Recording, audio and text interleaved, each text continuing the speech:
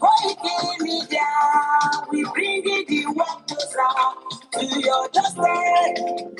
Media, Koiki Media, Koiki Media, we bring the world closer to your doorstep.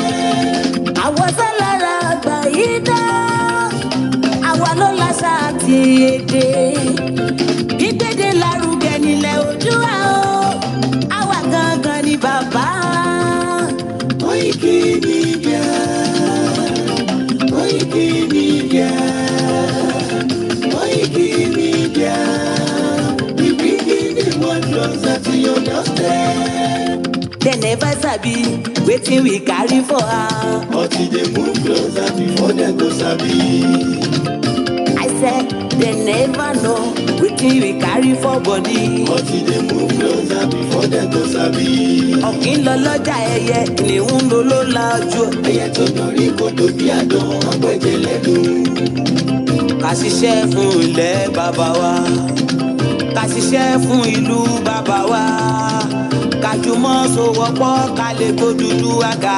Òdúdú wa kò bá lè gbé wa.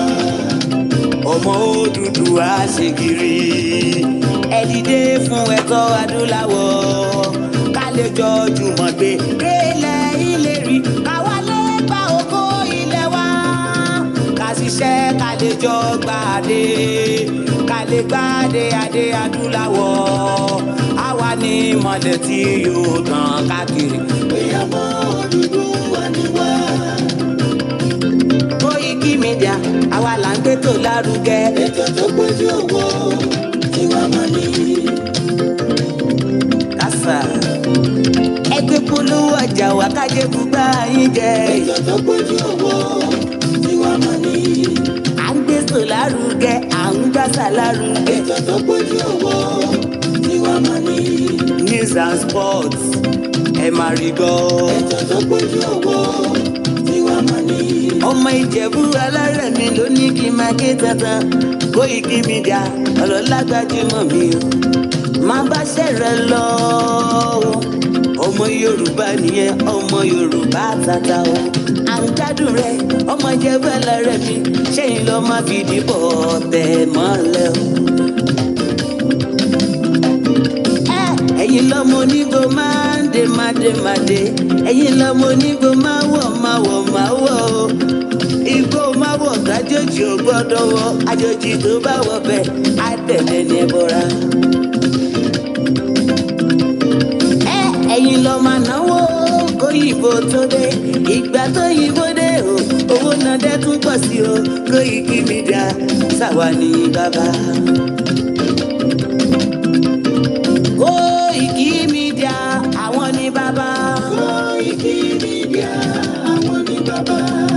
Àdáńtọ́, àtúnpèrè gidi. Koiki Media, àwọn ni bàbá. Àwa là ń gbé tó lárugẹ, jẹ́ ká jọ gbọ́ o. Koiki Media, àwọn ni bàbá. Àtúnjàfẹ́tọ̀ ilẹ̀ wa, fẹ́tọ̀ ilẹ̀ Yorùbá. Koiki Media, àwọn ni bàbá.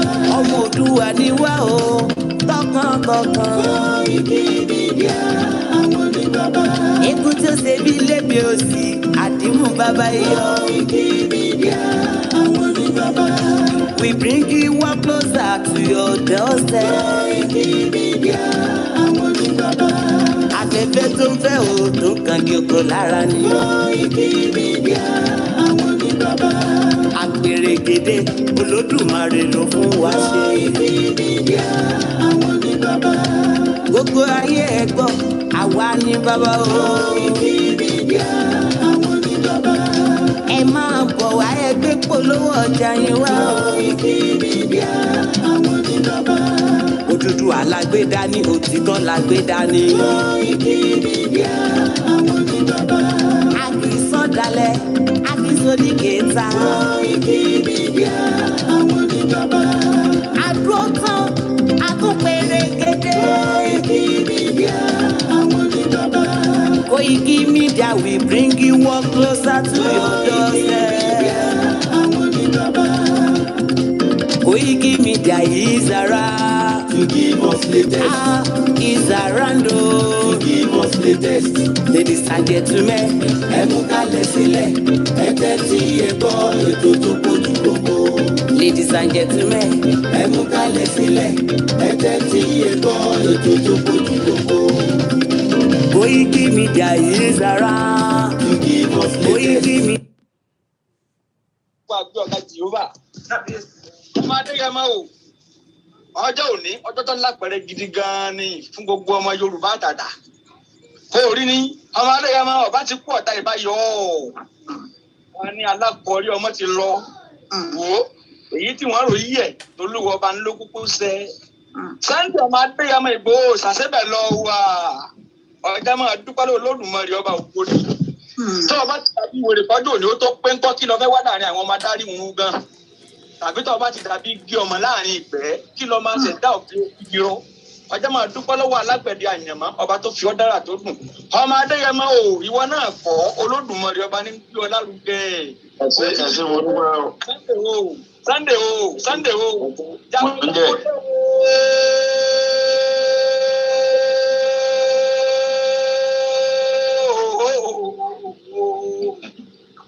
ẹsẹ mo dúpẹ́.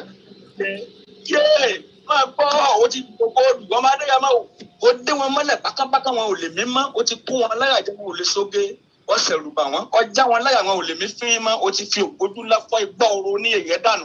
Ọmọ Adéyẹmọ sọ pé àwọn ọba tiẹ̀ ọmọ ọkọ lóògùn ọmọ àlè ìwọ náà bí bàbá dojú dé àásìwò bí ọba ṣe sí ẹjẹ afọ kí ni bẹ nínú ọ̀gán ọmọ Adéyẹmọ ti ń dún mọ̀wúrú bí ọ̀pani kọ́ pani bí ọba ní pani kó yé dún mọ̀wúrú mọ́ o.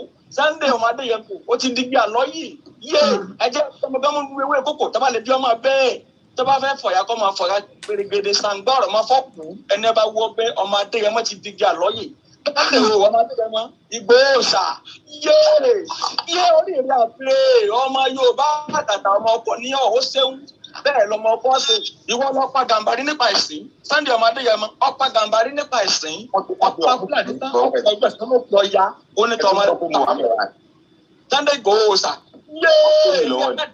pẹ̀lú àwọn bàbá rẹ lọ òròlú ọmọ kẹláwù ọlẹ́nilé mo sùn lẹ́ẹ̀kan ọmọ ajá yẹn jìyẹn ilé àwọn bàbá rẹ mo délù mo dáhàrin òde wọ́n di méjì bá rẹ ta àrùn méjì bá rẹ jì àgàdà yín ó di méjì bá rẹ gbẹ̀ndínlógún ó kan ilà àárọ̀ bẹ́ẹ̀ ní gbogbo ilé wa àgàdà nínú bí àwọn rẹ ọmọ gbẹ́jọ ọlọ́kọ̀ iná ń sowó àkọ́níṣẹ́ ọlọ́kọ̀ iná sì gbà lẹ́kẹ̀ ọmọ Adéyẹmọ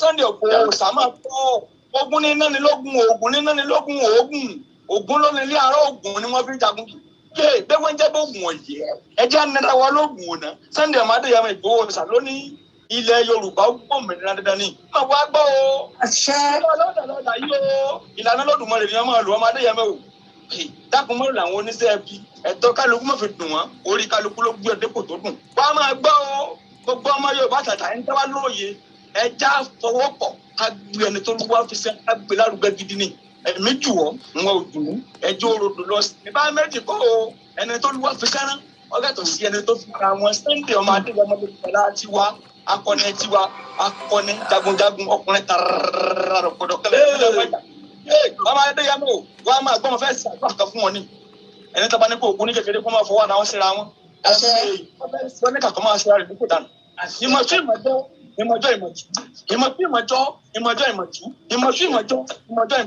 ayóyè pọ̀ ní kú lọ́wọ́ ọmọ gbá kékeré tó kékeré ìdáhọ́ inú ọmọ gbẹ̀yìn agbẹ̀dẹ òsì bàtàrí òní gbúrú òdòkó tẹ̀ máa gbọ́ àwọn bàbá rẹ tó ti wà níbùgbé ìdájọ́ wọn máa fọwọ́ tì ọ́ gẹ́gẹ́ ni àwọn alágbára jagun tí wọ́n ní jagun ṣáájú ilẹ̀ Yorùbá wọ́n máa fi ọ́ tì ọ́ gẹ́gẹ́ ni Oòduà Ọlọ́fin Ọbàtálá Báṣọ̀run Àjàká Àjàngàtìẹ̀lẹ̀ ẹ̀fọ́fọ̀fẹ́rí lánàfọ́kúnyá òun lẹ̀ mẹ́rú ọmọdékùnrin sábà aborílá aborí funfun alùpùpù àbá àkútù ògèdèǹgbé agbógungbòrò olè jẹ́sà Ṣàngó.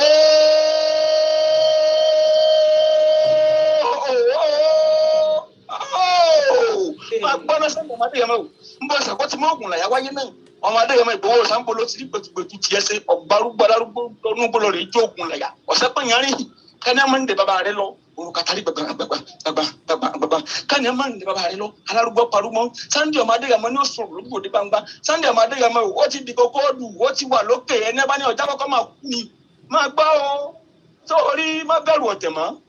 Oh, rí ní gbogbo fùlùfùlù labalábá tí wọ́n dìbò lẹ́kùn Sunday ọmọdé ọmọ Ìgbòho sà ó rí bí wọ́n ti ń wo sọ àkísà máa gbọ́ ó yẹ gbogbo ọmọ Yorùbá àtàtà tó bá lóye àkọ́dá ayé ọgbọ́ ọmọ Adéyẹmọ ní ẹja fọwọ́tì àti yìí débi tó lápẹ̀rẹ̀ ẹja fọ tẹ́lẹ̀ èmi ju ìwọ òjì mi kò lè gbé wa débi kankan fa àkọ́dá ayé ọgbọ́ ẹja pọ̀pọ̀ ká bí ẹni tó ń wọ́pọ̀ fi sẹ́ni lárugẹ ni ẹ máa gbọ́ oyin bọ́ yẹn ṣe wọ́n máa fara oyin ni igi igbó sórí pọ̀ wọ́n dìgbẹ́ ẹ̀rí ni àwọn àgbàlagbà wọ́n ní bí orí bá dúró tọrùn inú déyìn ọ̀tọ̀ọ̀tọ̀ gan ni Sunday ọmọ Adéyẹmọ yé máa bá ọjọ́ òní ọjọ́ burúkú tó lápẹ̀rẹ̀ ni ṣùgbọ́n o àwọn tí wọ́n ṣerú ẹ̀ wọn ò lè mú jẹ́ má ṣe pé ṣùgbọ́n nu rẹ̀ gbogbo tó ọba tí wọ́n pátápátá bọ̀ ìmọ́lẹ̀ thank you àrò ọ̀rọ̀ mọ́ gbogbo tó ọba tí wọ́n àrò ọ̀rọ̀ mọ́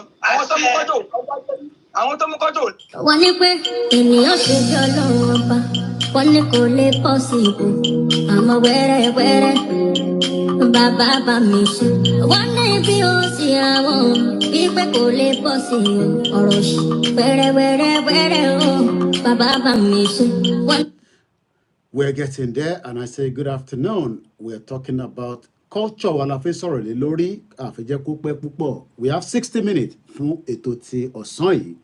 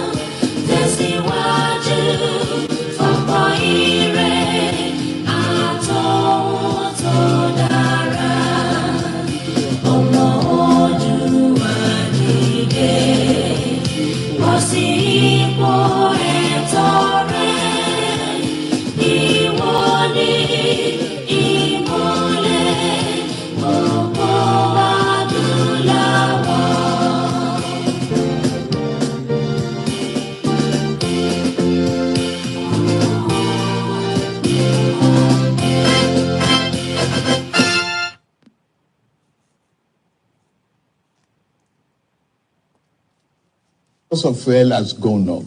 Food and other prices have followed it. Households and businesses struggling. Things seem anxious and uncertain. I understand the hardship you face. I wish there were other ways, but there's not. Bọ́lá Ahmed Tinubu ó náà rò pé ọ̀nà míì máa wà bọ́ kò rún rò bẹ́ẹ̀. ọmọ Ìbàràpá lápapọ̀ ẹ̀jẹ̀ adúpẹ́ lọ́wọ́ àkí ọmọ Yorùbá lápapọ̀ tìlẹ̀ tó kó ẹ̀mí àbọ̀ ẹ̀bá nǹkan mọ Adéyẹmọ Chief Sunday Adéyẹmọ Ìgbòho orúkọ ńlá tí ń jámọ̀ láyà bí àrá orúkọ tó ń dẹrù bó lórúkọ gan-an ọmọ Yorùbá ẹ má sùn o torí pé bùrà a kò lè fojú kégbodò láyé títa ríro lẹ̀dá ń kọlà wúrà tó máa dán alànà kọjá dandan o ọ̀wọ́n irin ní má bẹ̀rẹ̀ wọ̀nà ẹ̀dá kan ò lè ṣí wa lọ́nà mọ́ ẹjẹ́ àfìmọ̀ṣọ kan ká lè débi re ẹjẹ́ àjọ gbárùkù ti Sunday Ìgbòho ṣá ọmọ Ìgbòho mọ̀rẹ́ nílùú Alágbàdo Òde ọmọ Atapẹ̀tẹ̀ wọnú omi ọmọ gègèlè wodò sànyà ìsànyà rẹ̀ràn bàbá yín láàrin ìdí omi kò sí náà ń kán sí yín lẹ́nu ọmọ òkúta mẹ́ta òkè gbòó ìkan ń ṣe yín ní dábọ̀dàbọ̀ ìkan ní mọ́ rọra ìkan tó kù nígbà tí wọ́n mọ̀ gbòó mọ̀ rẹ́ kí ló dé gbòó mọ̀ rẹ́ sí ọmọ òpópó sanran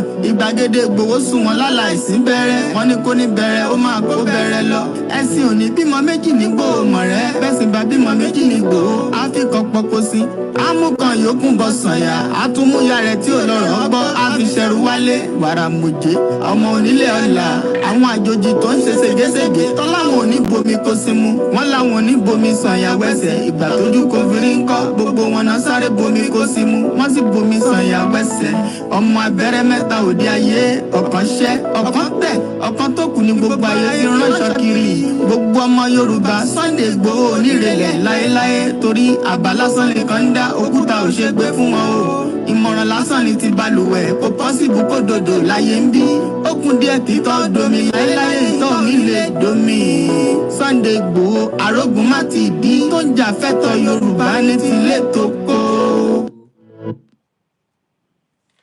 Bọ́dá Island àgbà navy blue check jákàmọ̀ jákàmọ̀ jákàmọ̀ jákàmọ̀ jákàmọ̀ lọ́sibò lọ́sibò ìbò wọ́n gbọ́ tí wà confused the love is too much the love is too much the love is too much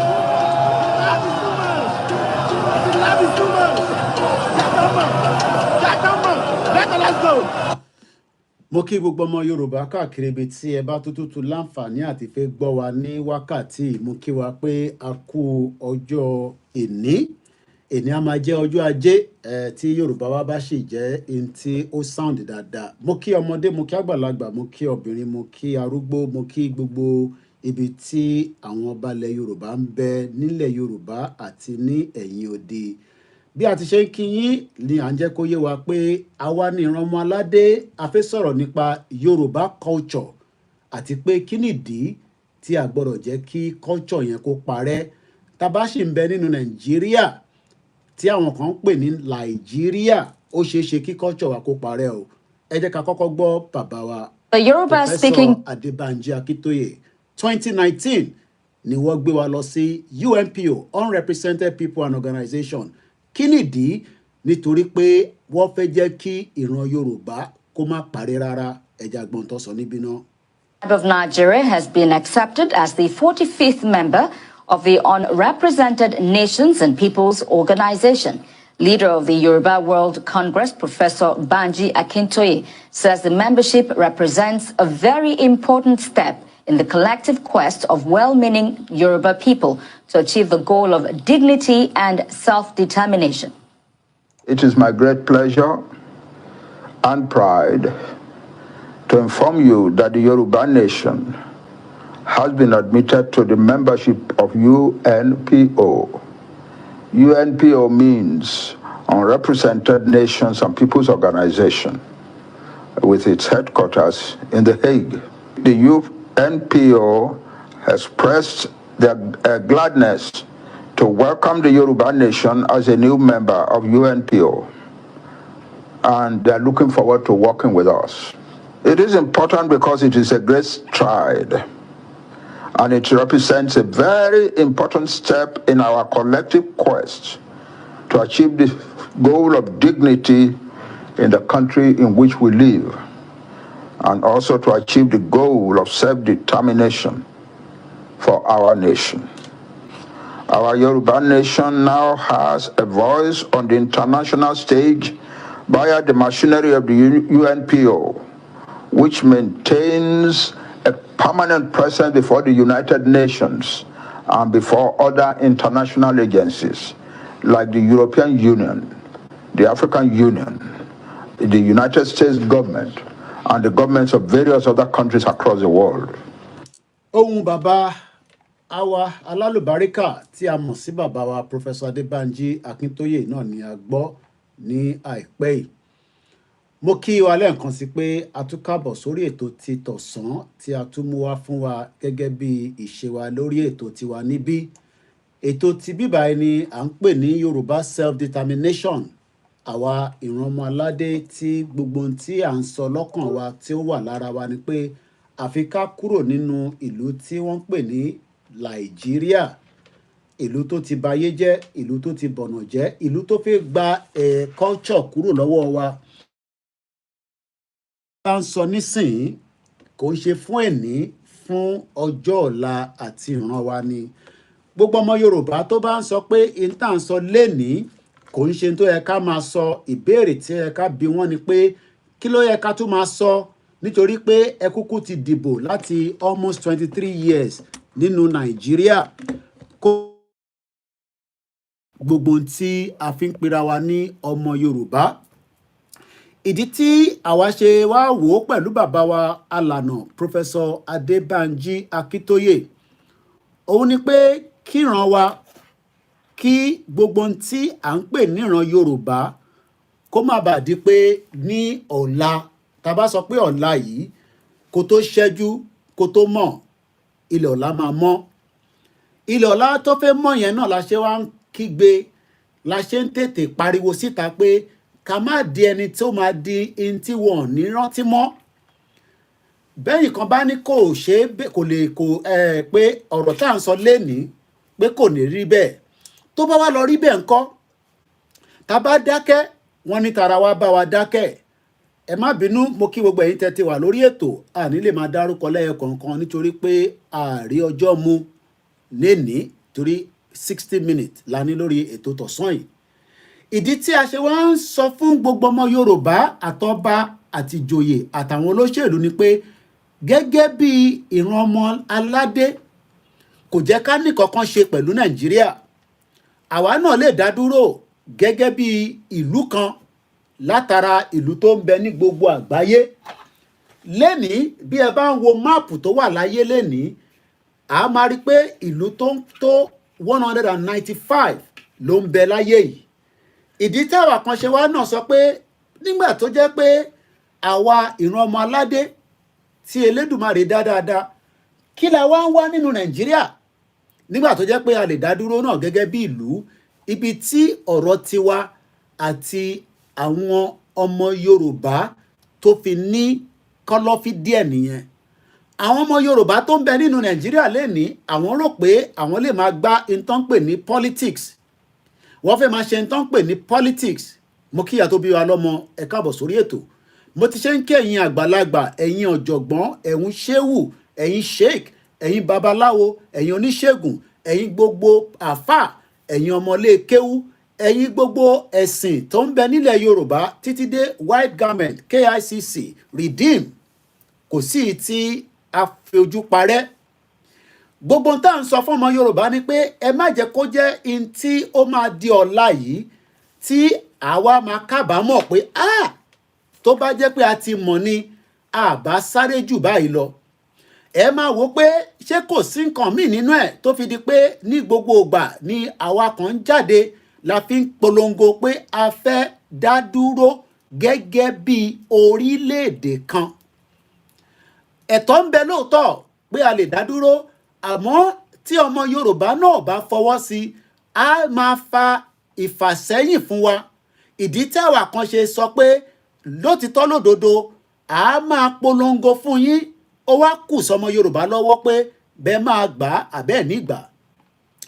Látìgbà tí a ti ń ṣe politics nílẹ̀ Yorùbá náà kò kúkú ṣe pé ó san wá kàkà kó san wá ó mú àbùkù kàn wá ni. Nítorí pé gbogbo wàhálà àti akitiyan tá à ń ṣe nílẹ̀ Yorùbá lénìí tí a bá gbé yẹ̀wò a rí pé akitiyan yẹn kò rìn bó ṣe jẹ́ kó rìn tó. Ìgbà mélòó gan ló fi ń ṣèlú? Gbogbo pé wọ́n ti ń ṣe ìlú nísìnyí ó ti ń lọ fún 20 ọdún almost 20 years plus. But ìwọ náà wò lẹ́yìn kó wò pé gbogbo ìgbà tí ẹ̀ ń ṣe àwọn ìpàdé gẹ́gẹ́ bí ẹgbẹ́ tó ń ṣe ní APC, AD, PDP, gbogbo ẹgbẹ́ tó bá ti darapọ̀ mọ́ nílẹ̀ Yorùbá. Ṣé bí wọ́n ṣe ń ṣe nìyẹn tó fi di pé lẹ́nìí ó ti ń pa ìtànpè ní ìran ọmọ Yorùbá. Nítorí pé díẹ̀ bí àwọn ọ̀jọ̀gbọ́n ṣe ń sọ a ti ń rí pé àwa fúnra wa gan àbí púpọ̀ mọ́ àwọn ẹ̀yà tó ń bá wa gbé wọ́n ti ń bí jù wá lọ.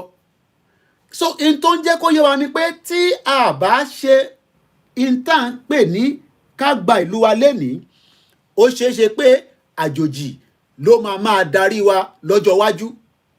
Ó lè má wáyé lénìí, ó lè má wáyé ní 20 ọdún, ó lè má wáyé ní 20, 30, 40 years. Àmọ́ tó bá máa fi dìgbà kan ẹ rí pé population wa lénìí á máa decline nígbà táwa ò bá bí sí táwọn ẹ̀yà tó kù dẹ̀ ń bí tó ń gbé pẹ̀lú wa. ìdí tí gbogbo àgbáyé lẹ́ni ṣe ń sọ pé immigration èrò tó ń wọlé ti pọ̀ jù. Tá fi àpèjúwe nílùú òyìnbó tí mo wà yìí, àwọn kan tí ń wọlé under scholarship àbí scheme kan tó ń pè ní COS, ó yá àwọn tí wọ́n ti wọlé pẹ̀lú ẹ̀.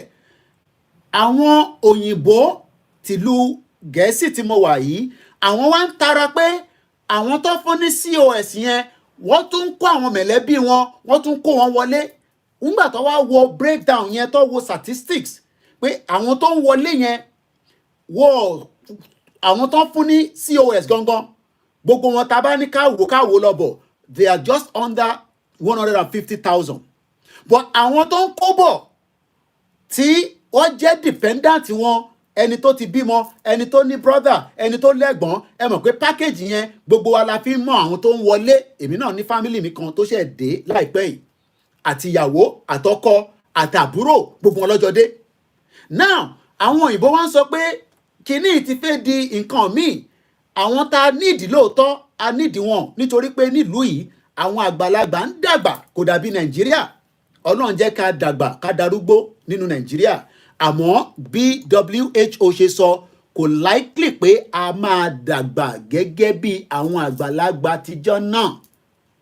Àwọn ọ̀dọ́ ló ń kú tó pọ̀ jù nílẹ̀ Yorùbá lénìí. Àwọn ọ̀dọ́ tó ń kú yẹn wọ́n ò jẹ́ kí wọ́n rí ògo yẹn lò délẹ̀.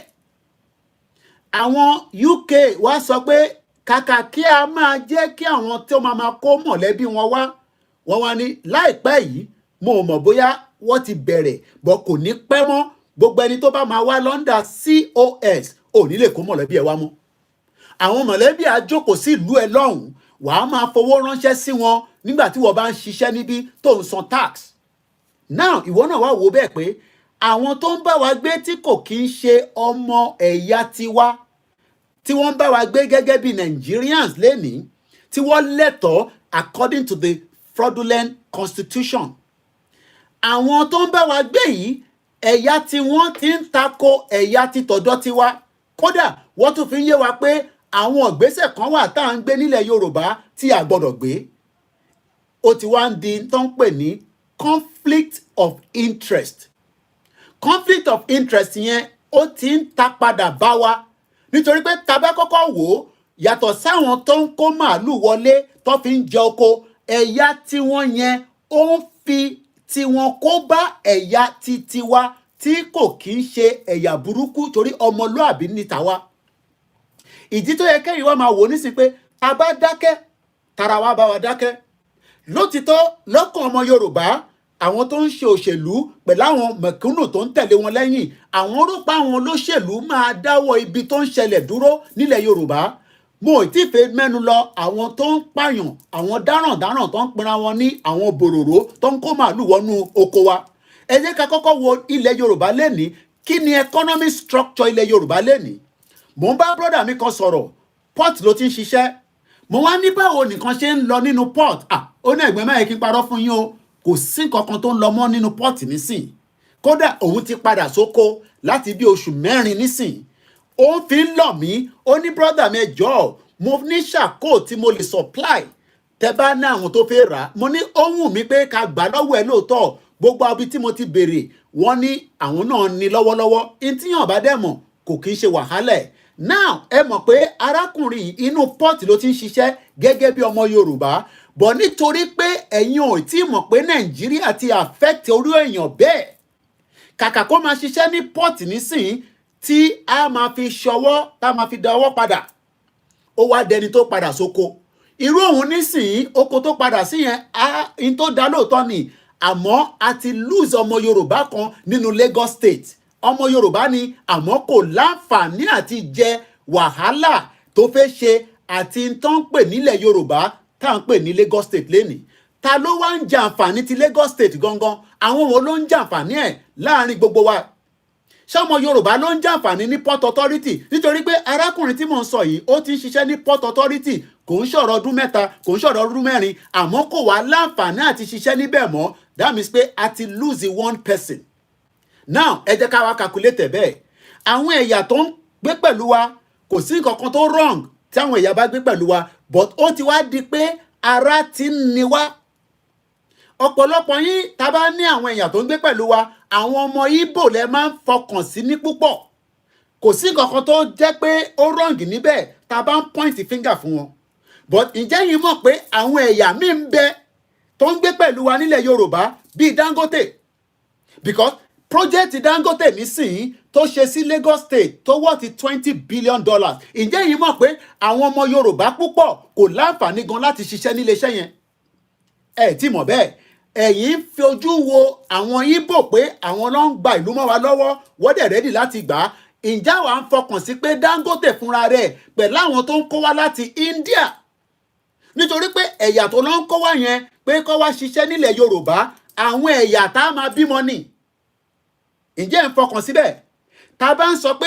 inú igbó nìkan làwọn tó ń pa wá àwọn tó ń pa wá economically àwọn bòròró tí àwọn ìjọba tọ̀hún tó fún ní access ilẹ̀ Yorùbá nítorí pé lẹ́ni nísìnyí tá a bá ní ká wo gbogbo àwọn ọmọ Yorùbá tó lówó ní Lagos State ní Ogun State ẹ rí i pé wọ́n ò lè compete pẹ̀lú Dangote àti arákùnrin tó ń pè ní BUA lótìtọ́ aláwọn tó jẹ́ gbòógì ọmọ Yorùbá tó lówó but in táwọn wá ń ṣe ni pé irú project Dangote nísìnyí tẹ́ bá calculated within the next 50 years kò likely pọ̀ ọmọ Yorùbá tó máa ṣiṣẹ́ ń bẹ̀ máa pọ̀ àwọn fọ́rínà ló máa lọ kó wá àwọn fọ́rínà yẹn á wá máa bímọ sí in the next 30-40 years wọ́n máa overrun ilẹ̀ Yorùbá now ìbéèrè wa ni pé ṣọmọ Ìgbò nìkan ló fẹ́ gbalẹ̀ wa ni àbírú Dangote tó ń lo project ẹ̀ yẹn tó fi ń prepare láti overthrow wa kúrò nílẹ̀ wa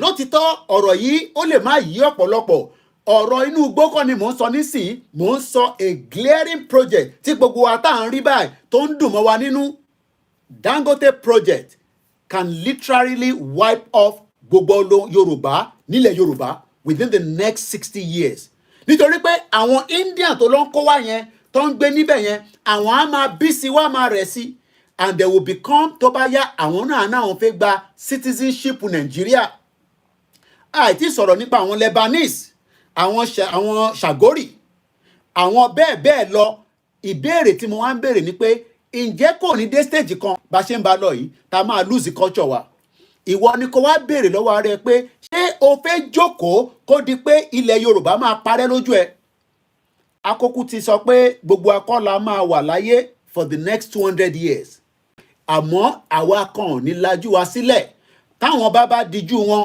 táwọn òjòyè bá dijú wọn táwọn politician bá dijú wọn àwa kan ò ní gbà ìdí tá a ṣe takú tí n ta gbé dání nìyẹn ẹ ń ṣe election for 4 years nílẹ̀ Yorùbá ìyẹn ò lè protect wa lọ́jọ́ iwájú nítorí pé abẹ́ Nàìjíríà náà ni ẹ sì fi operate and ẹni tó bá dẹ̀ jẹ́ citizen ní Nàìjíríà ó ní right láti gbé níbi tó bá fẹ́ gbé nílẹ̀ Yorùbá ó dẹ̀ ní right láti contest. These are reasons why some of us have now said enough is enough. We must value and protect our identity, our culture, and who we are. Má jẹ́ kí yàn kan fún ẹ ní fàbú pé Yorùbá country kò lè wá sí àìmúṣẹ. Wọ́n lè máa sọ yẹn fúnra wọn. Àwọn ò kì í ṣàwọn Afẹ́nifẹ́re gbogbo ẹnu mo fi sọ. Afẹ́nifẹ́re tó ń sáré páwọn wá restructure láti over 40-60 years tó fún wọn. Àwa ò ní jókòó yẹn ìdí tá máa ṣe ń sọ fún ẹ̀yin tí à ń bá sọ̀rọ̀ pé ọ̀rọ̀ tó wà nílẹ̀ yìí bó kàn mí ó kàn wọ́ ó kan ra ilé ó kan ra ta. We will not sit back and allow foreigners to overrun Yoruba territory. Nígbà. We will continue to highlight it. We will continue to talk about it whether you like it or not. It is just coming up to 22 minutes past 3 p.m. local time in London. My name is Olami Koiki. And let's continue from another angle. Mo kí gbogbo ẹ̀yin tẹ́ tí ń darapọ̀ mọ́ wa. Yoruba Nation chooses the noble path to its noble goal. Lẹ́ẹ̀kan sí, Yoruba Nation chooses the noble path to the noble goal. As we continue to say it clearly, that nobody must allow us to be wiped off from the surface of this earth. Mo sọ fún yín ní last week, FBI, the director of the FBI, ó sọ̀rọ̀ ní America. Ó ní oògùn oróró, you know, I'm sure you understand almost. Àwọn oògùn tí wọ́n ṣe jàǹbá fẹ́yàn, àwọn dá 270 millionaire, àwọn intercepted in the space of 48 months. Ọdún méjì, oògùn olóró. That means pé in tó ń sọ ni pé apart from the cyber crime tó ń ṣẹlẹ̀ l'Amẹ́ríkà táwọn stop, àwọn kan tó fẹ́ gbé oògùn olóró yẹn wọ́n fẹ́ gbé wọlé láti fi ṣe jàǹbá fún àwọn ọmọ Amẹ́ríkà. Apart from that, wọ́n ní Amẹ́ríkà fúnra rẹ̀ ó ti wà prone to attack by so many terrorists. Tó bá jẹ́ pé ọmọ Yorùbá ń ronú bí Ògúndé ṣe sọ, ó jẹ́ ká tètè máa ronú pé nígbà tí Amẹ́ríkà ń complain nípa cybercrime, nípa pé oògùn olóró wọ́n fẹ́ fi pa àwọn aráàlú wọn àtàwọn terrorists lè attack wọn, ìjáwá náà wà concern nílẹ̀ Yorùbá bẹ́ẹ̀, àbí a kàn sọ pé kò lè possible. Ọlọ́run ọba ò ní jẹ́ kó possible, Jésù Kristo ò ní jẹ́ kó possible, ànábì ò ní jẹ́ kó possible, àwọn onílẹ̀ ò ní jẹ́ kó possible. À ń tanra wa ni o. The probability that we will be overrun ó ti wà glaring, ó dẹ̀ ṣì ń wà glaring nítorí pé gbogbo wa là ń rí bó ṣe ń lọ nílẹ̀ Yorùbá títí di wákàtí, gbogbo wa la lè rí. Kódà tó bá díjú méjèèjì, wàá máa fílẹ̀, wàá máa smẹ́lẹ̀, nítorí pé ilẹ̀ Yorùbá, gbogbo àwọn tí wọ́n line tó fẹ́ bà tiwa jẹ́, tọ́lọ́run ọba Elédùmarè ò ní jẹ́ kó rí tiwa bàjẹ́, tí wọ́n fẹ́ fi tiwọn ṣe àkóbá fáwa látara pé wọ́n fẹ́ gbalẹ̀ mọ́ wa lọ́wọ́. Ṣé rí ariwo tá à ń papọ̀ máa gbalẹ̀ mọ́ wa lọ́wọ́? Ẹ má ẹ̀ka máa fi ṣeré. It is possible, and wọ́n lè lo anything láti fi gbalẹ̀ yẹn mọ́ yín lọ́wọ́, especially àwa la ní Yotomi tó ń pè ní waterways ní Atlantic Ocean. Omi yẹn àwa làwa ní. Omi tó ń bẹ ní gbogbo ilẹ̀ Yorùbá yẹn, omi tó jẹ́ pé another 1,000 years a gbọ́dọ̀ protected against invaders, against àwọn alákòóbá àdábá tó fẹ́ wá fi tiwọn kó bá ilẹ̀ Yorùbá àti ìran wa. Lótìtọ́ gbogbo ọmọ Yorùbá ń rò pé ọ̀rọ̀ yìí ọ̀rọ̀ ìjọba kan là ń bínú sí. Ó kọjá bẹ́ẹ̀, torí pé ìjọba tó ń bẹ níbẹ̀ lénìí kò lè wà níbẹ̀ for the next 30 years. Ìjọba tó ń bẹ níbẹ̀ lénìí kò lè wà níbẹ̀ forever. Ó ní timeline. Kò wá sí gbogbo tó bá ṣe wàhálà tó bá ṣe, ìjọ tó bá ti dàrú mọ́ lọ́wọ́, that will be the end of it. And this is why some of us are campaigning for a Yoruba country, a Yoruba nation, an Oduduwa republic, whatever we want to call it. Gbogbo alákòókò máa jáde láyé. Láì má forúkọ sọ síta, tẹ́ bá lọ sórí page wa lénìí, ẹ rí pé bàbá wa kan lénìí ó ti di ntí ó ti lọ́ntì ẹ̀. Ìyẹn bàbá náà, bí gbogbo wa ṣe máa lọ lẹ́yọ kọ̀ọ̀kan, tó bá jẹ́ pé àwọn bàbá yẹn náà ti ń bá wa pariwo léraléra, gbogbo wa la máa lọ. Kò sẹ́ni wáyé tó ní lọ àfi tó bá ń parọ́ fún rẹ̀. Gbogbo wa la máa kú. Àdúrà pé kó jìnnà síra wọn là ń gbà. But at some point, death is gonna come. Ǹjẹ́ ìwọ tẹ̀ ń ronú pé tí wọ́n bá tẹ̀ sí mọ́, ilẹ̀ tí oròpó kọ́lé sí, ṣé o sọ pé ilé yẹn fúnra rẹ̀ ṣì máa wà níbẹ̀ débi pé ilẹ̀ yẹn gan máa wà níbẹ̀? Oko tó ní o fún àwọn fámílì ẹ pé kó máa lò, pé at least o ti fi nǹkan sílẹ̀. Ẹ mọ̀ pé gbogbo wa náà là ń gbàdúrà pé ká jogún nǹkan lọ́wọ́ àwọn òbí wa, àwọn fámílì wa kankan, even though pé ìjà ló ń dá sílẹ̀ láàrin mọ̀lẹ́bí rẹpẹtẹ.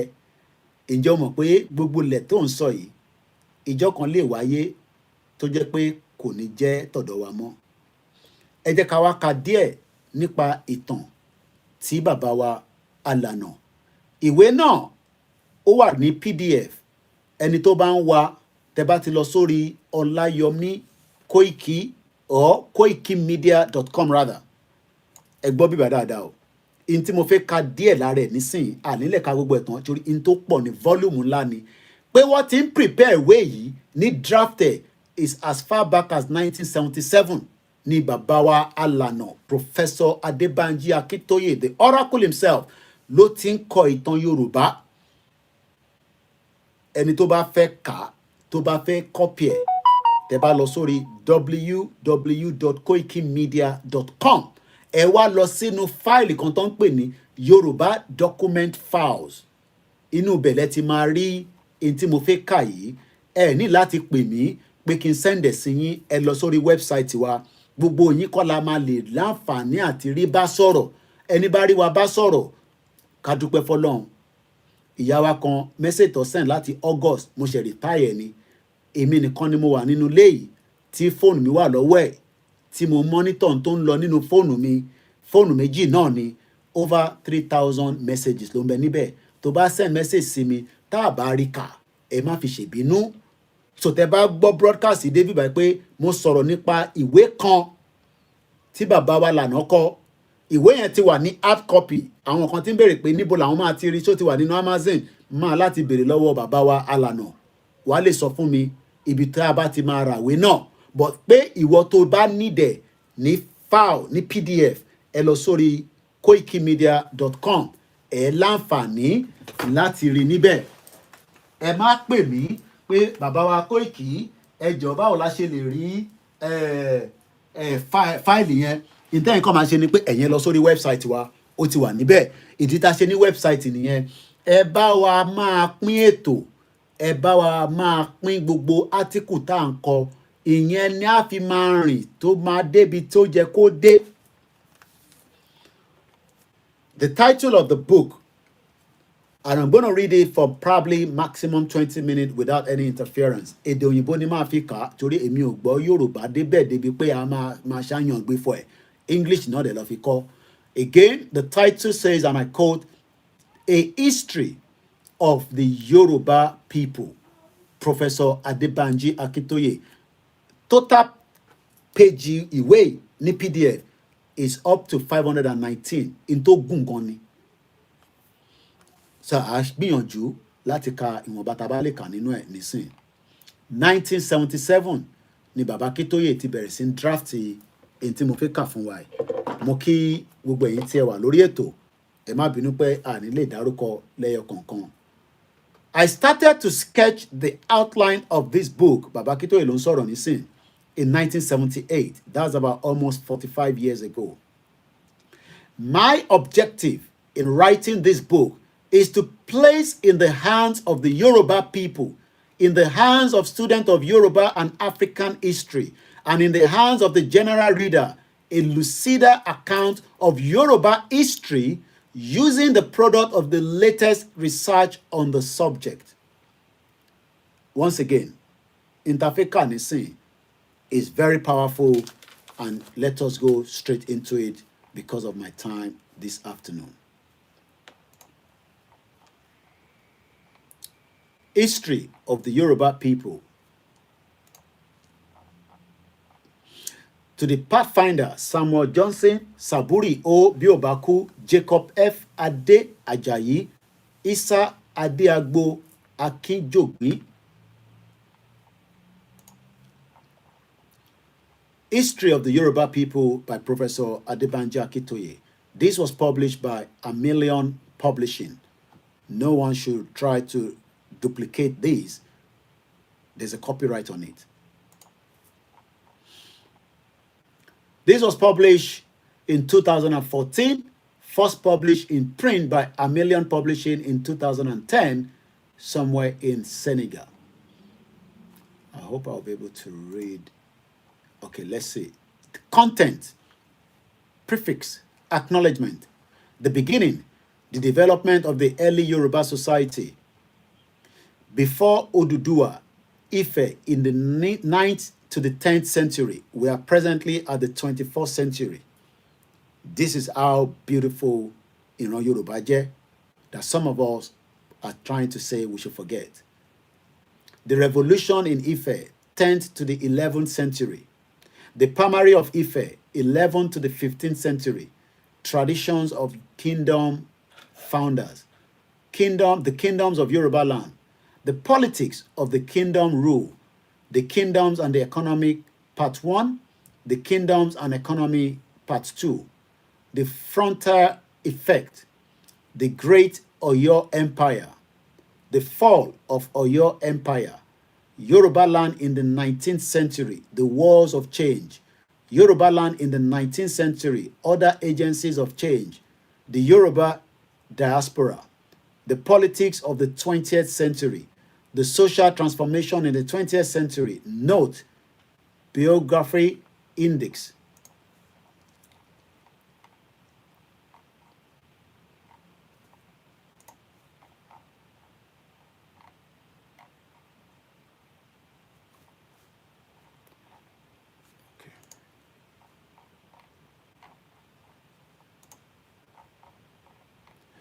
Maps, Yoruba land, the frontier kingdoms in the Western Sudan, Oyo Empire at its greatest extent, early Christian missions in Nigeria, Nigeria regional structure 1955, Nigeria state structure 1967, Nigeria state structure 1995.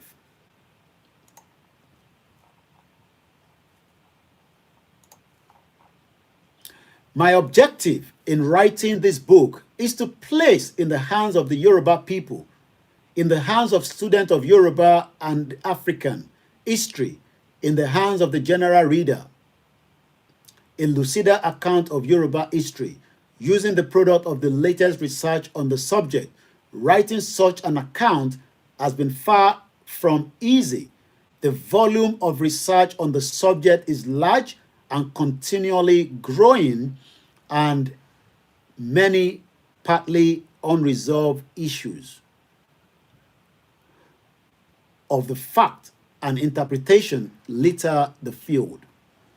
Therefore, the urge for me to write an account addressed only to academic historians, my own colleagues, has been very difficult to overcome. I can only hope that I have overcome it to some extent by, among other things, trimming down on the more difficult controversies as well as uncomplex cross-referencing, footnoting that might distract the general reader, and that the volume that has hereby resulted goes a long way to fulfill my objective. With a population variously estimated at between 30 to 40 million, the Yoruba are perhaps the largest single ethnic group or nationality. In Black Africa, moreover, their history is one of the most researched and analyzed of any people in Africa. For this latter fact, there are various reasons, of which one is the traditional structure and the consequent historical consciousness of Yoruba society. Another is the high level of literacy among the Yoruba people today. And yet another is the growing importance of Yoruba students in the overall spectrum of African and Black studies. The Yoruba were the most urbanized people in the history of the tropical African forest land, having largely lived in the walled cities and towns since early as the 11th or the 12th century. In those towns and cities that evolved a sophisticated monarchy system of government, whose governing this elite established detailed institutions and process for preserving society history and passing it on, a circumstances that has both encouraged and facilitated the study of Yoruba history in our times. Then, since the beginning of the 12th century, the Yoruba have invested more in education than any other African people, and by the end of the 12th century, were widely regarded as the most literate people in Africa. Once again, this book can be downloaded on our website, www.koikimedia.com, as we continue to read.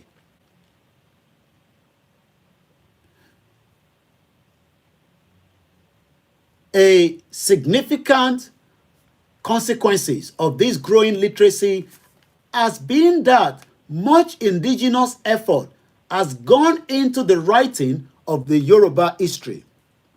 Bear with us, we're just trying to start the Twitter space so that we can get one or two people that can listen to this part of the history that we're talking about. Once again, the Yoruba culture is something that must continue, and we cannot afford to let this culture and our identity to be stolen by the country called Nigeria. Once again, a very good afternoon and welcome to my conversation. Okay, bear with me. All right, let me return it back to 100.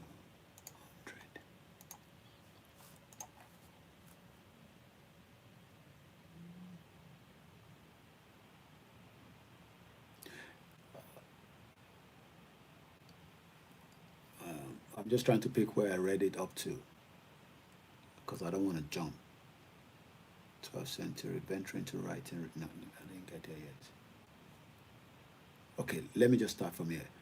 In those towns and cities that evolved a sophisticated monarchy system of government, whose governing elite established detailed institution process for preserving society history and passing it on, a circumstance that has both encouraged and facilitated the study of Yoruba history in our times. Then, since the beginning of the 12th century, the Yoruba have invested more in education than any other African people, and by the end of the 12th century, were widely regarded as the most literate people in Africa. A significant consequence of this growing literacy has been regarded as the most literate people in Africa. A significant consequence of this growing literacy as that much indigenous effort has gone into the writing of the Yoruba history. Venturing into writing reconstruction of the past began as soon as there were some literate Yoruba in the 9th century. Then it flowered vigorously in the course of the 12th century, and it has been augmented by contributions from many professional historians, indigenous and foreign, finally to the black people in general, and especially to the people of the black African diaspora in America, in the United States, Brazil, Central Africa, Cuba, Haiti, Trinidad, and other parts of the West Indies. A knowledge of Yoruba history has been growing in importance. This is not merely because of the size of the Yoruba population, but also because of the high level of civilization attained by the Yoruba people in the past. But also because of the high level of civilization in the past, the growing knowledge of Yoruba contribution to black culture in the New World and continued dynamism of Yoruba civilization in the modern times, all of which have attracted increasing interest into Yoruba research. The present book is an attempt by a student and teacher of Yoruba and African history to synthesize for the popular education the data that has become available to us on the Yoruba history at the beginning of the 21st century. It is a product of my lifelong participation in the development of the Yoruba and African history studies in the universities in Africa and the United States. I offer it in humble hope that it will contribute something to the growing knowledge of Yoruba history in particular and the history of Africa and black people in general, that it will provide further interest in Yoruba and African history, and above all, that it will increase the Yoruba people's love of and romance with their impressive and fascinating heritage. Because most of the Yoruba people have lived in the modern country of Nigeria since the beginning of the European imperialist rule over Africa in the early 12th century, there now exists a tendency to write of the Yoruba as if they are entirely a Nigerian people. To the dismay of those who are now citizens of the republics of Benin and Togo, the Yoruba people and country are split by two international boundaries, and while the largest portion is to be found in Nigeria, some substantial parts are to be found in Benin and Togo. This book presents a history of all Yoruba people. Finally, I have added somewhat novel dimension to the perspective of these words.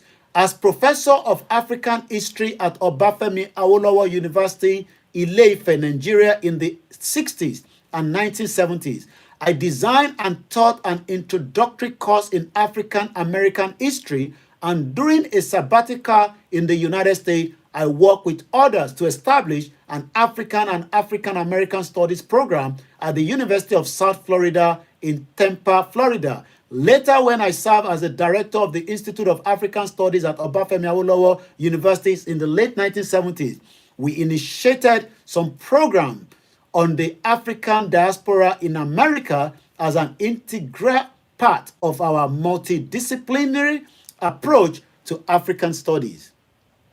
All these stem from my belief that a study of the experience of Africans transplanted to the Americans in the era of the Atlantic slave trade needs to be seen by scholars and peoples of Africa as a part of African experience in general. In recent years, happily considerable advance have been made worldwide in the study of African diaspora in the Americas. Since the 1990s, that study has moved beyond computing of the numbers of Africans transported to the Americas and beyond the impact of American slavery on enslaved Africans. It has deepened to include studies of the contributions of transplanted African heritage to the evolution of African American cultures. In context of this deeper approach, much light has been thrown on the contribution of Yoruba heritage, in particular to the development of the cultures of the African diaspora in the Americas. People of Yoruba descent and the heritage of Yoruba civilization constitute a very significant component of African American cultures in most parts of Americas. Therefore, I have ventured to include a shorter chapter of the history of Yoruba diaspora in America in this book to highlight the unavoidable continuity between the history of Africa and the history of African diaspora, in the hope that the Yoruba people in the West African homeland will become more actively interested in the history of their people across the Atlantic, and in the hope that Black people in the Americas will become more proactive in searching and proudly interacting with their African roots and heritage. Once again, this is still Koiki Media, bringing the world closer to your doorstep as we continue to review the book, A History of the Yoruba People by Professor Adebanji Akintoye. Let's move swiftly. I started to sketch the outline of this book in 1978. This is the acknowledgement. In the Department of History, Obafemi Awolowo University, Nigeria, at the time when colleges in that department, in collaboration with other departments, were working on a research project focused on systematic collection of Yoruba oral traditions. I finally completed the writing in retirement in the United States from early 2006 to the end of 2007, utilizing my research note spanning 4 decades. That is 40 years. Wow. God bless Professor Banji Akintoye for us.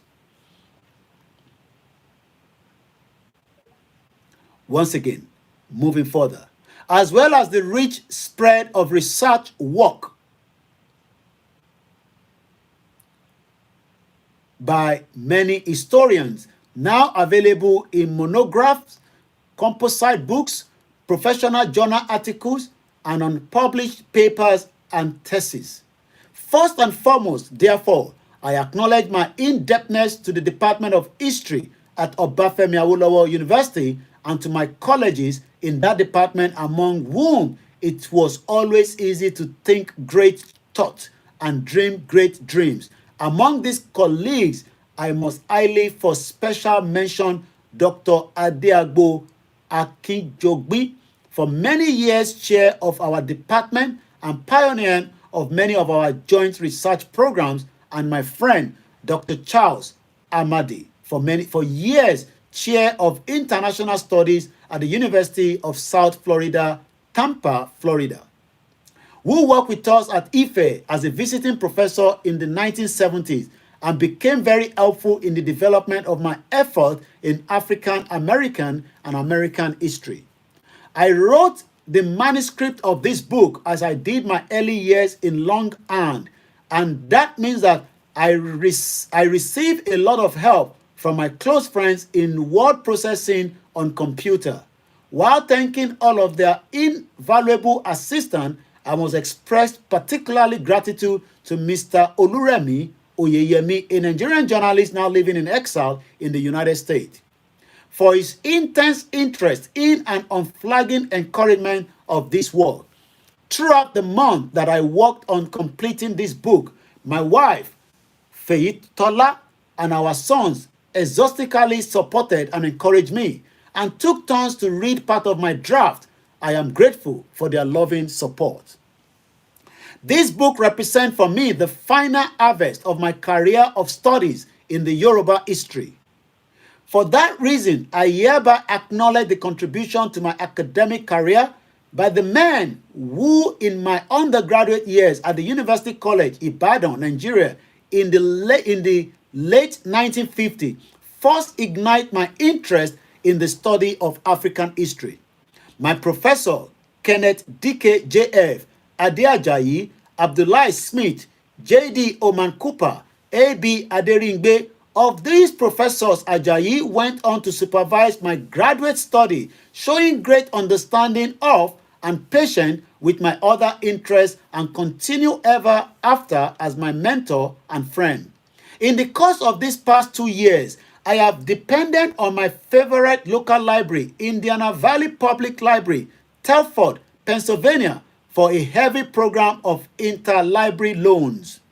I am very grateful to the staff of the wonderful institution for always making their services promptly, smoothly available to me. I am very grateful to the following historians of African and Yoruba history for kindly reading my manuscript and offering important comments and suggestions. Dr. J.F. Ade Ajayi, Emeritus Professor of History, University of Ibadan, Nigeria. Dr. Elise Sonomi, Professor of History, Department of African History, and the Archaeological National University of Benin at Abome, Kawi, Benin Republic, now retired. Dr. R.C.C. Law, Professor of African History, Stirling University, Stirling, Scotland. Dr. Tony Falola, the Francois Igbona Na Centennial Professor in the History of University of Texas, Houston. Dr. Funsho Afolayan, Associate Professor of History and African Study, University of New Hampshire, Durham, New Hampshire. Dr. Adebayo Oyebade, Professor of History, Tennessee State University, Navassa, Tennessee. I also thank Dr. Elise Sonomi for his assistance with some of the materials relating to the history of the Yoruba of Benin Republic. Dr. Dele Agbade of the Department of Agriculture, State of Maryland, for his help with some of the maps. Dr. Iyiwola Awoyele of the Linguistic Data Consortium, University of Pennsylvania, Philadelphia. Dr. Mayowa Ogedengbe of the Department of African Studies, Temple, University, Philadelphia, for their assistance with the Yoruba orthography employed in this book. Finally, I give glory for all the help I have received while working to complete this book, for the health and strength to bring it to successful conclusion. You can see the importance of Yoruba Nation. Ẹ gbọ́ àwọn orúkọ tí wọ́n dá níbẹ̀ yẹn.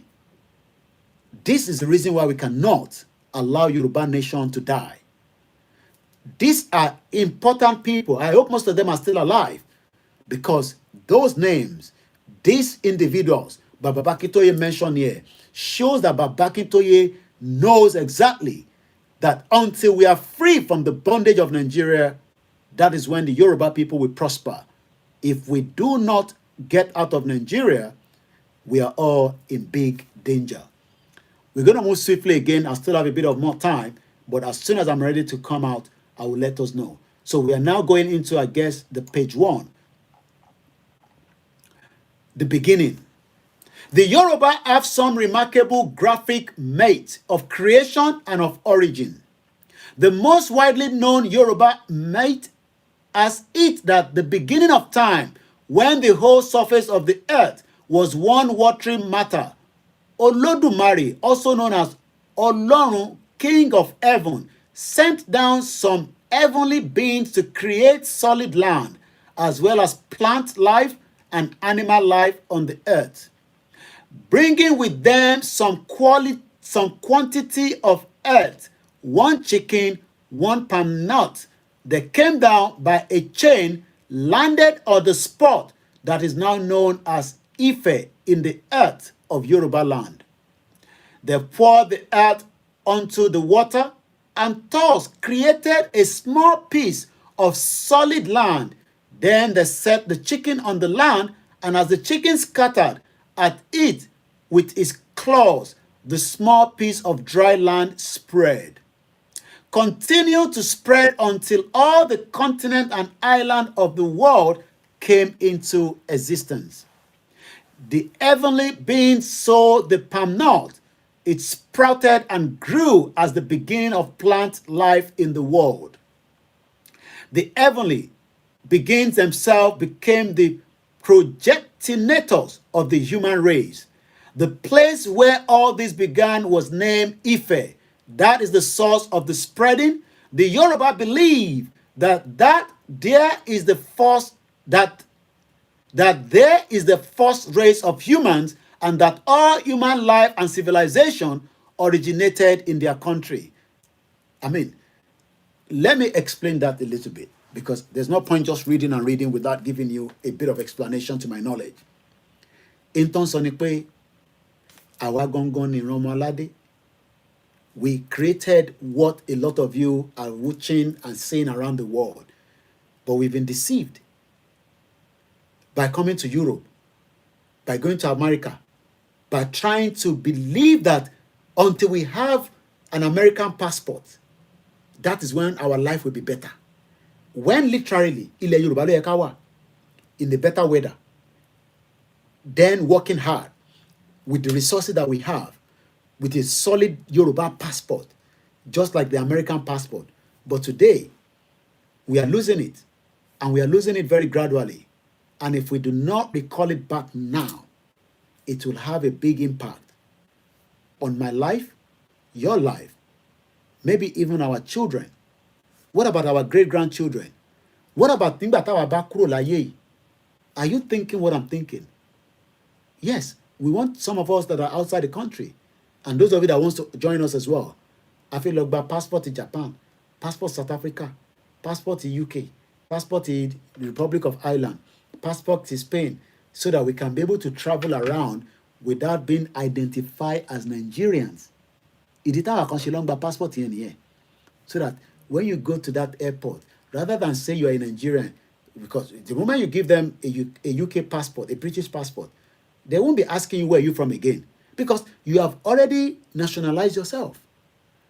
But in reality, ó jẹ́ ká gba country tó ń pè ní Yorubaland, so that ká wá compete globally, economically, work with other countries, so that we can then have a solid passport, which would then determine who we are. You say, I am Olayomi Koiki, and you carry American passport, and because you are clear, what about àwọn èèyàn wa tó wà nílé, ní Ìjẹ̀bú-Òde, l'Ékìtì, ní Ọ̀ṣun, ní Kòròdú, ní Èbúté Mẹ́ta, ní Ọ̀ṣun, ní Ìlá-Ọ̀ràngún, ní Òṣogbo, ní Òkè Ògùn, ní Atan, ní Iléṣà, ní Oǹdó, ní Kogi, ní Kwara? Ǹjẹ́ à ń wà worried pé gbogbo wọn kọ́ ló máa ní access irú document táwa fi ń travel tó favour wa. So ẹ̀yin ọmọ Yorùbá tó wà lábroad ni mò ń bá sọ̀rọ̀ yìí o, torí pé ẹ̀yin lẹ́nu yín máa ń dùn jù, ẹ̀yin gangan lẹ̀ ń sọ fáwọn tó wà nílé pé kó fọkàn balẹ̀ bí àṣà Bọ́lá Tinubu, ẹ fọkàn balẹ̀, ẹ̀yin gangan ni wàhálà, torí pé ẹ̀yin gangan lẹ̀ ń endorse political parties, ẹ̀yin mọ̀ pé ẹ̀yin ti ní access sí n tó lè jẹ́ kẹ́yìn lè move around fáwọn tó ti níwèé, ìwọ tó tún wá níwèé gan ṣó mọ̀ pé ó ṣì better off. Ìbéèrè wa ni pé in tí mo kọ̀ rọra ka díẹ̀, the snip díẹ̀, it shows that ilé ayé tá à ń rí lè ní àwa gangan ni the pointer, àwa gangan ni the pointer. Nígbà tó bá dẹ̀ ti bojú wa báyìí tó ní má lajú o, bojú o olóró ń bọ̀ o, ṣé kí n ṣí, má ṣí o tó bá ti ṣí báyìí gbogbo nǹkan ló máa rí o. Àwa wá fẹ́ ṣí ojú gbogbo ọmọ Yorùbá kí a lè ríran, ká má lo glasses, kí ojú wa lè clear because inú òkùnkùn paradà la wà. Àwa ń ṣàdúrà ní orí ilẹ̀ wa débi pé kúnkúṣí àdúrà yẹn ó yẹ kó transform sí wa lára. Àdúrà yẹn wá gbà, àwa ń deceive ara wa pẹ̀lú gbogbo ohun tí àwọn òyìnbó tí wọ́n gbà kúrò lọ́wọ́ wa. Kàkà kí a wá sáré nísìnyí ká tètè dá padà kó má tún pẹ́ ju bó ṣe yẹ lọ, because a ti lose 100 years already látara pé wọ́n kó wa kúrò níbi tí a wà. Kò ń ṣe pé a kúrò lórí ilẹ̀ yẹn, àmọ́ wọ́n change structure tó jẹ́ tiwa gangan. Ẹ wá wo ìgbà táwọn èèyàn wa ti ń rìnrìn àjò, kí àwọn òyìnbó tó dé la ti ń ṣe business all over the world, nítorí pé àwa gangan ni ìran ọmọ aládé. Ìyẹn ni Yorùbá anthem yẹn ti sọ pé àwa ni ìmọ́lẹ̀ ògo adúláwọ̀. Àwa wá gbé ògo yẹn nísìnyí, àwa gbé kalẹ̀, àwa ń du ògo Nàìjíríà tí Lugadi tó ṣiṣẹ́ on behalf of the British Westminster Palace Parliament yẹn, Lugadi ni wọ́n ránṣẹ́ yẹn pé lọ síbẹ̀ yẹn a lè máa sanwó nọ́dánà nítorí pé ó jẹ́ ká jèrè lára wọn ni. Àwa ń pariwo Yoruba Nation, ọmọ Yorùbá tí wọ́n ń bi wá pé Yoruba Nation wọn lè ń fẹ́, a ti wà nínú Nàìjíríà, ẹjẹ́ àjọ wà níbẹ̀, ẹjẹ́ àjọ máa ṣe lọ níbẹ̀. Kábíyèsí Elédùmarè o, ọmọ ẹ lọ kàwé, ẹni tó báyìí ti kà ẹ lọ download ẹ má pè mí pé ẹ need the copy, ẹ̀yin ẹ ṣáà lọ sórí website wa koikimedia.com, kẹ lọ sórí Yorùbá document files ẹ bá níbẹ̀. I still have few more, even if it's just this page nìkan la máa kà. Let's go back again. The heavenly began themselves. Okay, àti kàbẹ̀ yẹn. Ibẹ̀ là ń pè ní Ilé-Ifẹ̀ àti kàbẹ̀ yẹn. The place where all these began was named Ifẹ̀. Ẹ lọ sí palace bàbá wa Ọọ̀ni of Ifẹ̀, Ọ̀jájá the second, àṣìfìlà fún yín o. A sì ń fi generator power palace ọba. Ọ̀tẹ̀ níbì kan jó nígbà kan, wọ́n ní generator ló jó bẹ́ẹ̀. Níbi tí orísun wa tó tọ́nu wà. Àbí Ilé-Ifẹ̀. Wọ́n fi generator. Ibo ni kò bá ní iná nílẹ̀ Yorùbá tó bá ń ṣe palace Ọọ̀ni of Ifẹ̀.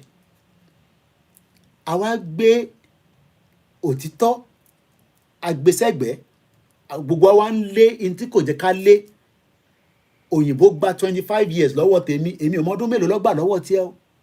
25 years ló ti gbà lọ́wọ́ mi, because inú 25 years yẹn ilẹ̀ Yorùbá ló yẹ ká ti máa fi operate, because bojú o olóró ń bọ̀, má lajú o Koiki, má lajú o tá a máa bọ̀ ní London. Eré yẹn làwa jọ ń sá nísìn pé ẹ má ẹ̀ka tó jẹ́ kó rí bẹ́ẹ̀ mọ́, ẹ jẹ́ á dá padà. Ká dá padà yẹn ni pé ká gba orísun wa padà. Àwọn kan tó wá fi ń ṣẹlẹ́yàmẹ̀yà, àwa ń dúró de ọdún mẹ́rin kó fún wa ní èlùbọ́, kó fún wa ní gàrí, kó fún wa ní dis. Rice lẹ́ni nísìn 56,000, gàrí 25,000.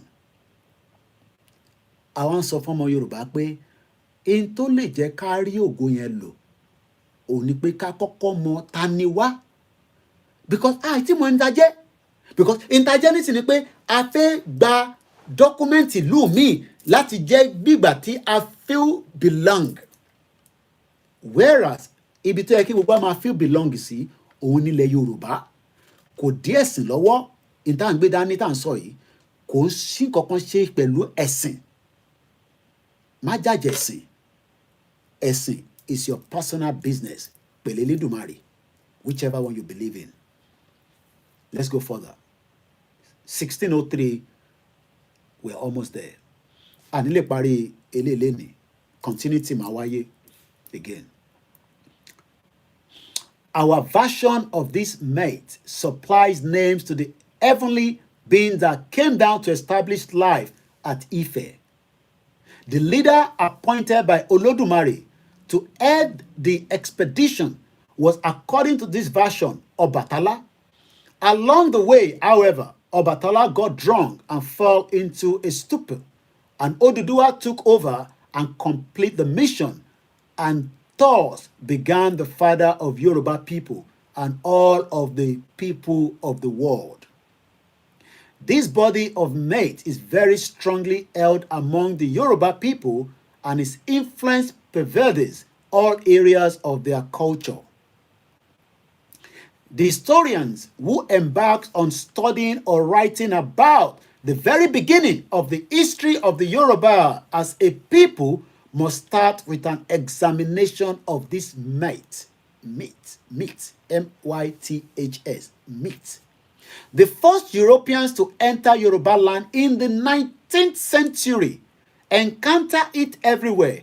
For instance, the first Christian mission to visit Ife in the 1850 by David Inderell was told after he had finished preaching the Christian gospel to a large crowd at the palace of Ife that all religion originated from Ife, and that what he had preached was no more than one of the versions that had evolved later in the distant part of the world. David Indra wrote, Ife is famous. Ife is famous as being the seat of idolatry. All the multiple idols of this part of the country are said to emanate from the town. From there, the sun and the moon rise. Oòrùn àtòṣùpá, àwọn tó mọ̀ nípa ẹ̀. Tó bá dílẹ̀ bá ṣú, in táwọn kan wò nìyẹn. Òṣùpá àtòrùn. It is a strong thing for Yoruba people. But lẹ́ni, nígbà tá a ti sá kúrò lórí ilẹ̀ wa, ẹlòmíì ò tẹ̀ mọ́. Àwọn tó dẹ̀ ní ìmọ̀ yẹn, wọ́n ń lò ó, wọ́n fi ń control àgbáyé.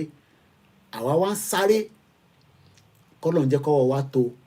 Ó wá dàbí ìgbà tẹ́ pé eré tá ń sá, wàhálà tó ń bẹ níwájú ọmọ Yorùbá nítorí pé ilẹ̀ tó jẹ́ kó ṣàǹfààní fún wa, wọ́n ti sọ di in tó ṣe tó wà against wa, and it's not meant to be.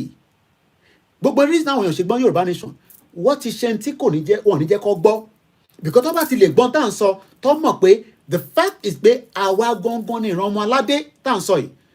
Wọ́n kàn ń gbọ́ ni, but kò yé wọn, wọ́n understand it, because wọ́n ti ṣe reverse fún wa, and that is why tá bá sọ Yorùbá Nation, ẹlòmíì á kọ wá sínú comment section, á kọ sọ kábàkàbà máa lọ́ntì ẹ̀, because làákàyè ẹ̀ kò lè gbé ọ̀rọ̀ tá à ń sọ yìí, làákàyè ẹ̀ ó ti wà depreciated.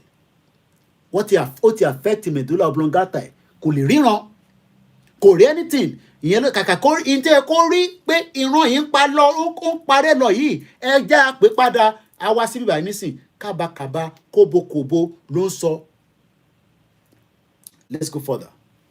Arákùnrin yẹn sọ pé there the sun and the moon rises where they were buried in the ground, and all people of this country, even the white men, spring from the town. In 1882, Reverend Samuel Johnson, an Anglican mission and son of the Yoruba freed slaves who had returned to Yorubaland from Sierra Leone, was told by the chiefs of the city of Ibadan that Ife was the place where all nations of the earth have sprung from. Ife ni gbogbo ibi tó ń pè ní àgbáyé ló ti jáde. Ìyẹn làwọn wá fi ń ṣe ràkàtíà, a fi ń ṣe ntí a rò pé kò value.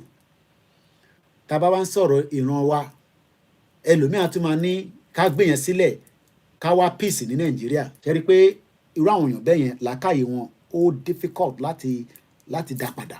Kò dẹ̀ ń ṣẹjọ́ wọn. Bàbá Akíntóyè ti sọ fún wa pé Marabot ó ń ṣiṣẹ́ lórí yín tẹ́ ẹ̀ bá mọ̀. ẹlòmíì kàn ń lọ sílé ìjọsìn marabot gangan ló ń ṣiṣẹ́ lára yín because wọ́n ò gbọ́dọ̀ máa sọ̀rọ̀ yorùbá níbì kan tó bá tẹ̀ gbàbẹ̀ kọjá ó yẹ kó kọ́kọ́ gbọ́n tó ń sọ torí pé àwa gangan nìran ọmọ aládé. nígbà tí Samuel Johnson padà dé ní 1882 láti Sierra Leone lágbà tí wọ́n ti free gẹ́gẹ́ bí ẹrú ó padà lọ sí ibi tó ń pè ní Ìbàdàn. That Ife was the place where all nations, gbogbo nation tá à ń rí lẹ́ni ní gbogbo àgbáyé, Ife ló ti jáde. But tá a bá sọ fún wa pé ibẹ̀ ló ti jáde, òun ìgbó àmà sọ pé kò possible. No problem. In 1886, British agent, ẹ̀gbọ́n ọ̀rọ̀ yẹn agent, wọ́n sì ń lò dọ́là. A ti gba independent. Mama wonder pé ibo ló gbà sí. In 1886, British agents visiting the Yoruba interior were told by Aláàfin of Ọ̀yọ́ that the Ifes were by the chiefs of Ife at Isoya, where they and their people were camped outside the ruins of their city, that Ife people were the fathers of all tribes. And that if they continue longer in a camp and unable to resettle their ancient city of Ile-Ife, the whole world was spoiled, as they were the priests of the deities who ruled the world, and by the Saraki of Ijebu, Chief Ogunsigun, that even the English king can be shown the spot at Ile-Ife from where his ancestors went out. Henry Higgins, the leading British agent in this 1886 mission, sum up this information about Ife as follows. There are all manner of legends as to the wonders to be seen at Ile-Ife. The Ifes call themselves the conservation of the world and the oldest of mankind, and boast that all crown personages in the world, including the white man sovereign, went out originally from Ile-Ife. It was curious the difference with which other tribes treat them, although they are at war with them, and as everyone was supposed to be a descendant of Ifes, they look upon all strangers who visited their towns in the light of pilgrimage, who came, as they put it, to make their house good, that is to pay reverence to departed ancestors. To the historians discerning the meaning and implication of this mate is important.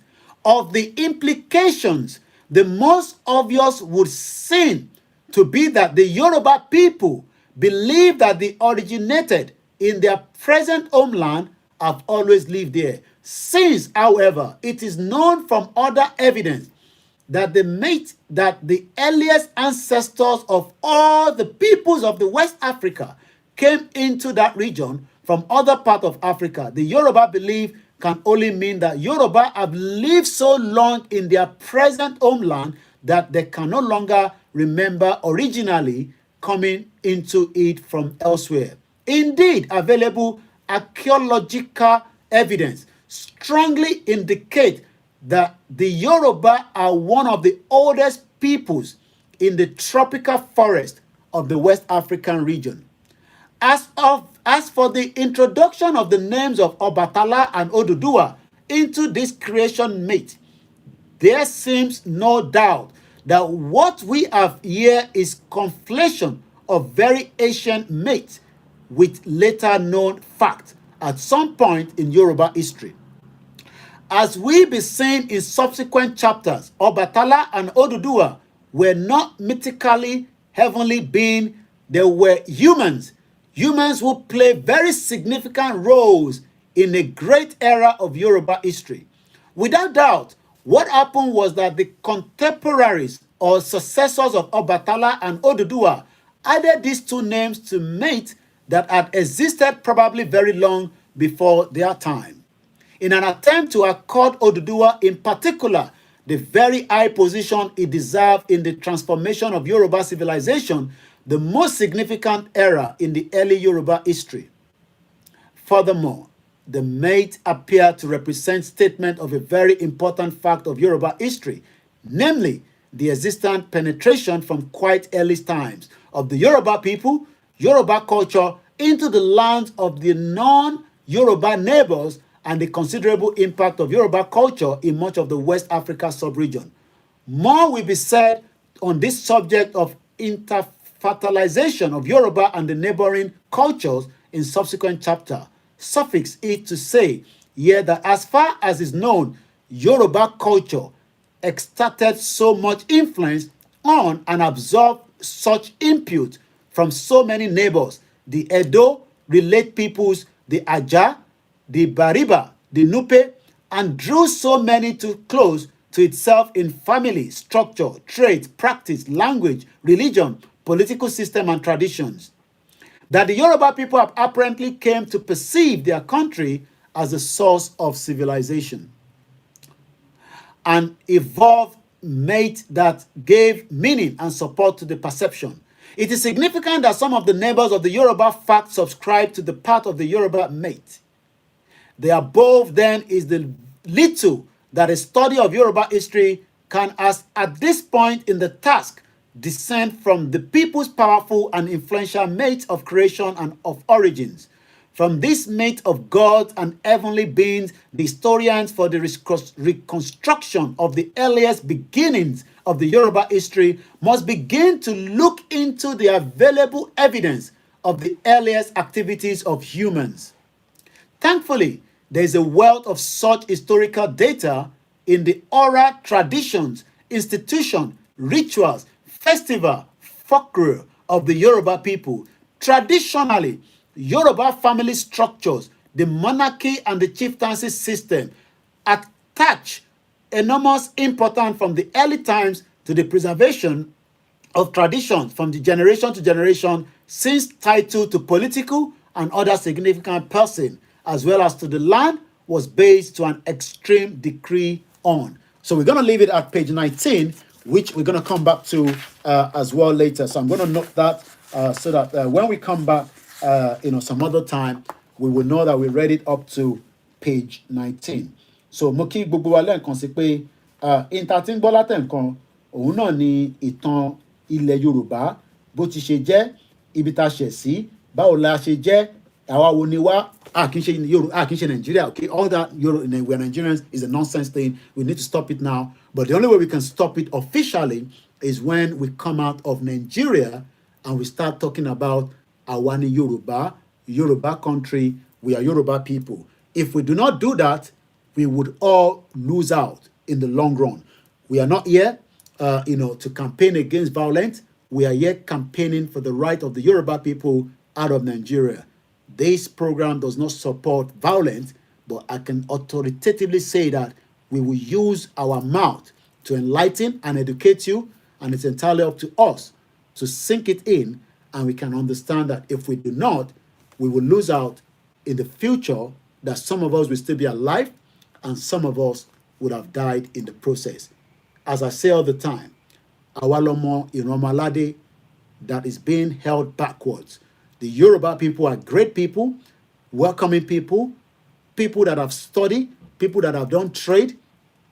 My mom, as user, as my own template, as my mentor, as my guide, she has been traveling prior before I was born in the 70s.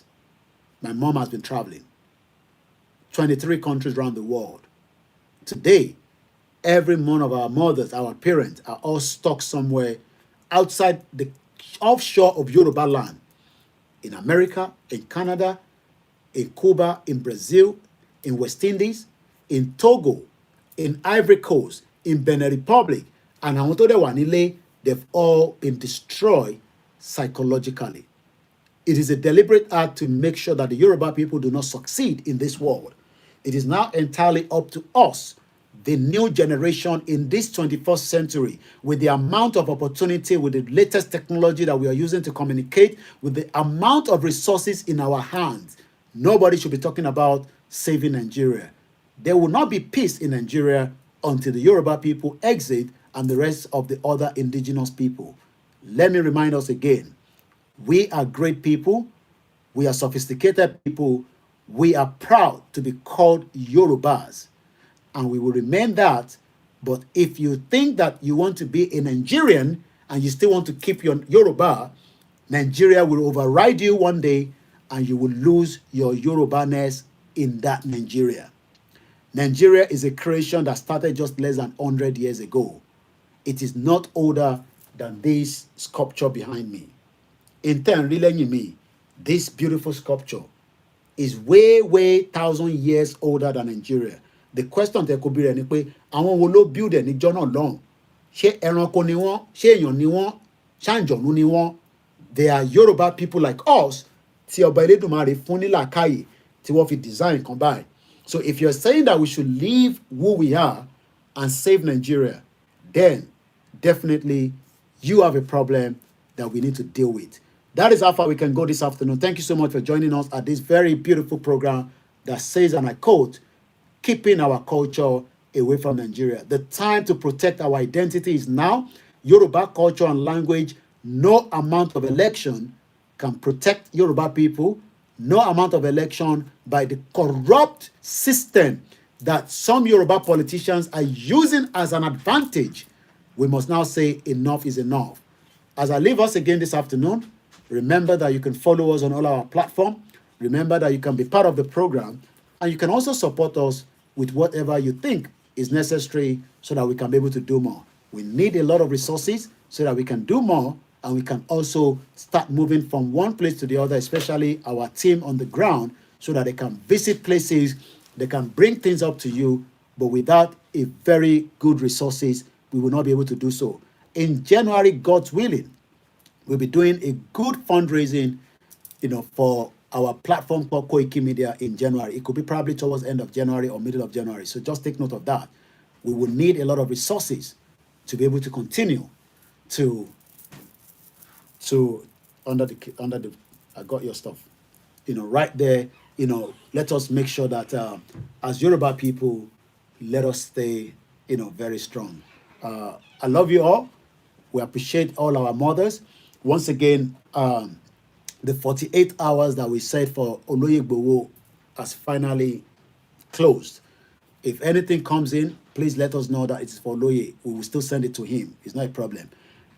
We've sent all the donation that has been received by Koiki Media. We literally hit the target, just over 1 million, just over. Thank you so much once again for everyone that contributed. And if you don't know, you can also click on our link where you can buy things from the Avon. You're just helping the platform as well. If you also want to help us, remember to love the program, share the program. We are doing a lot of short videos. We need now to use the remaining minute that I have. In your mail, Oniko, subscribe to our backup channel called the WD76. If you haven't done so, let me know so that we can share it to you now. We need to hit 1,000 subscription before the end of December. I'm sure we can do so. I understand that many people do not know this channel. That is why you're finding it difficult each time. We are streaming on the WD. Until we get the 1,000 subscription, we will not stop streaming from it. When we have the 1,000, we might reduce the streaming from it and focus only on Koiki Media.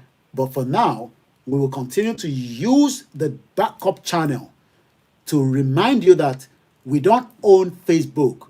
We don't own YouTube. We don't own Instagram. What was the name? We have been shadow banned. I didn't even know that before. It was one of my director that was saying, what is shadow ban, Wani? What does that mean? Each time Koiki Media goes live, you don't get the notification. So most importantly, if you're coming back again and you say, Koiki Mo Lori program, via notification bell here has been turned off. They can automatically turn it off from your end. Tell him, Mamo, return it on so that you can be able to catch up. But from what I heard today, you learn every day. I've just been told that Koiki Media has been shadow banned. I know that we are not getting the traffic because there's a restriction. There's a lot of attack on us from Facebook. Facebook owns WhatsApp. They automatically owns Instagram, and you can see the link. With Twitter, we're not doing very bad. The message travels when I go on Twitter and I post, people can see it and they can retweet. But what we are getting here now is that most of Walori platforms were you are not seeing us because they don't want you to see us. Especially the kind of what we are discussing here is not something that they want. So I'm sharing the link again, Tebatiri link here. Click on it. Let us go and register ourselves so that you can be able to follow us when we are live. We appreciate those of you that have joined us on the Twitter space. It's been a long time. We haven't got a backup extra mobile phone. That is why we've not been coming on the Twitter space, because sometimes we would love to catch up with you there as well. But for whatever reason, we've not been able to. I'm also posting it on our timeline on all our platforms. Tebatiri link here, Egbolole. We want to make sure that we have 1,000 subscription on the Facebook backup channel. And I'm sure we can do it if you really want to support it as well. Somebody say there's no audio. Definitely be a lot of doing, because nobody have said that could see audio. Yoruba Lomi TV, my brother all the way in Ijebu, thank you so much for being part of the program. And the rest of you, Akim Ayodele, Mr. Jide Ojo, thank you so much. Whoever says there was no audio, be a lot and sometimes your network might be playing off as well. So definitely it's not from my end. We'd like to appreciate Mr. Kendi Adeyemi, Mr. Tiamio Lukman, 80. Thank you so much. You say my friend. Thank you so much. Yawa, hey, Wumi Praise. Shout out to you, my auntie. Thank you so much, Mr. Adewusi. And those of you on our other channel, let me quickly appreciate you before we go. Yawa Mudukpe Ola Belo. Thank you so much, Mr. Shodende Oluwatobi Ashabi. Thank you so much. Alaja Sharifa Agbabiaka. Thank you so much. Alaja Bangbala Yawa Busayo Abbas. Thank you so much. Triple DRS in Woolwich. Thank you very much, Mr. Lanry Lamino. It's been a while, Mr. Lanry Lamino. I guess you're doing very well. Olamide Aliu Asha TV show. Thank you, my sister. Iyami Toyin Ola Oye. Thank you so much. And I spoke to you, I guess, yesterday. Ganiolo Yede, shout out to you. And also on our Mix LR, I say shout out to you, Ogumola Biodun. Money say, mo promise, Ajoma Lord Jegufe, anytime I get to Nigeria. But I'm not coming to Nigeria anytime soon, because I've been told that it is not worth it coming to Nigeria because of the nature of what I'm doing. So I am also listening to that as well. I want to bury a link in Lori TikTok.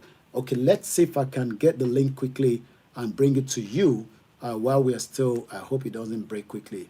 Let me quickly get the link out.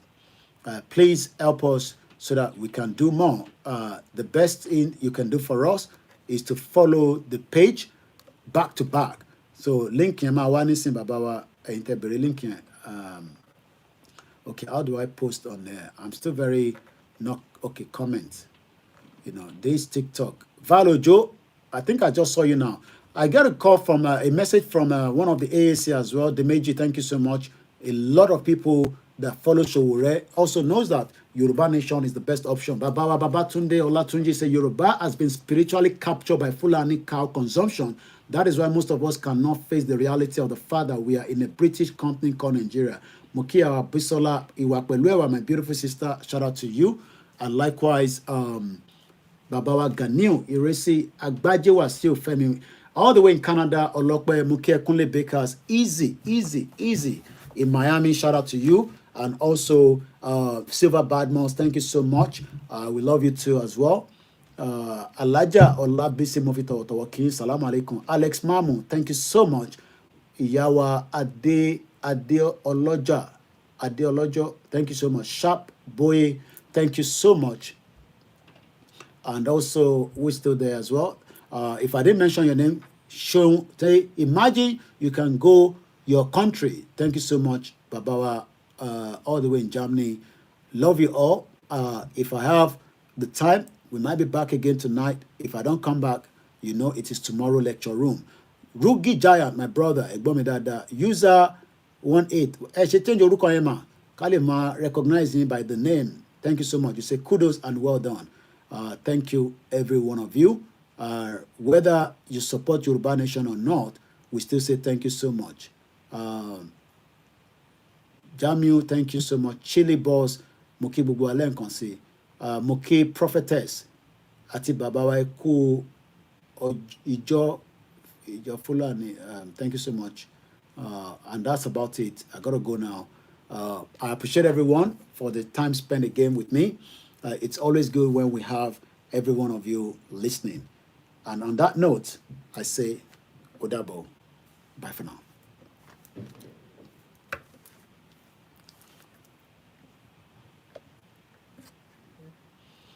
So play the anthem and then we can close the broadcast.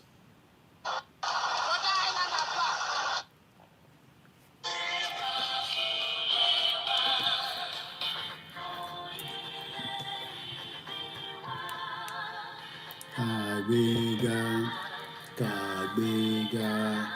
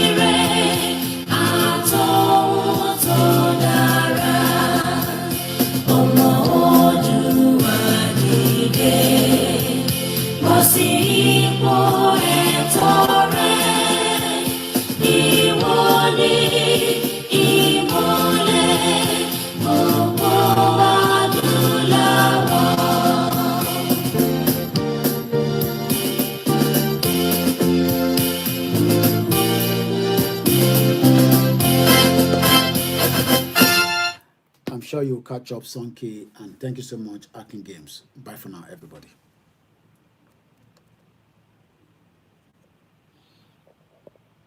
Kunle Bakers, as usual, we love you.